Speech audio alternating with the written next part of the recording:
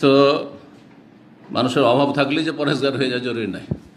অনেকের অভাবে স্বভাব নষ্ট, অনেকের অভাবে সব নষ্ট। অভাব আছে, আবার দিনও নেই, দুনিয়া নেই, কিচ্ছু নেই। আখেরাত আযাব আর দুনিয়াত আযাব ওদের জন্য। কিন্তু যদি গরিব মানুষের দিন থাকে তো অল্প দিন পালন করেই কিন্তু ধনীদের চেয়ে অনেক এগিয়ে যেতে পারবে। 500 বছর আগে জান্নাতে পৌঁছে যাবে। হাদিস আছে না নেই? কিন্তু কোন গরিব? ধার্মিক গরিব, ধার্মিক গরিব, দিনদার গরিব, পরেশগার মানুষ।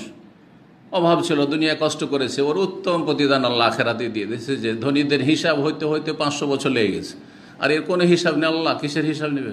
সালাত নামাজ, 5 ওয়াক্ত নামাজ পড়েছি, রোজা আল্লাহ রোজা রেখেছি, জাকাত পয়সাই ছিল না জাকাত দিব, আরও জাকাত খাওয়ার মতো লোক ছিলাম, গরিব মানুষ ছিলাম। হারাম খাইনি, হালাল খেয়েছি, যা খেয়েছি, ডাল ভাত খেয়েছি। আর হজ, আল্লাহ হজ উমরাও করতে পারি, তো হজ তো দূরের কথা, পয়সাই ছিল না। আর কিসের হিসাব? হ্যাঁ, কোনো হিসাব নেই, সোজা জান্নাতে চলে গেল। সুবহানাল্লাহ। কিন্তু ধনীদের এক এক করে হিসাব শুরু হয়ে গেল। আল্লাহু আকবার। টাকার হিসাব দাও, কোথা থেকে এসছে? মিন আইনা ইকতাসাবা ওয়া ফীমা আনফাকা। কোথা থেকে টাকাগুলো এসছে তোমার এত, আর কোথায় খরচ করেছে? দুটো হিসাব দিতে দিতে অবস্থা খারাপ হয়ে যাবে, 500 বছর দেরি হয়ে যাবে। আল্লাহু আকবার। এই জন্য অনেকে যে ধনী হওয়ার জন্য খুব আশাবাদী, না না, কখন না। ধনী হওয়াটা খুব ভালো জিনিস নয়। জি, ধন বেশি ফিতনা, অভাবের চাইতে ধন বেশি ফিতনা।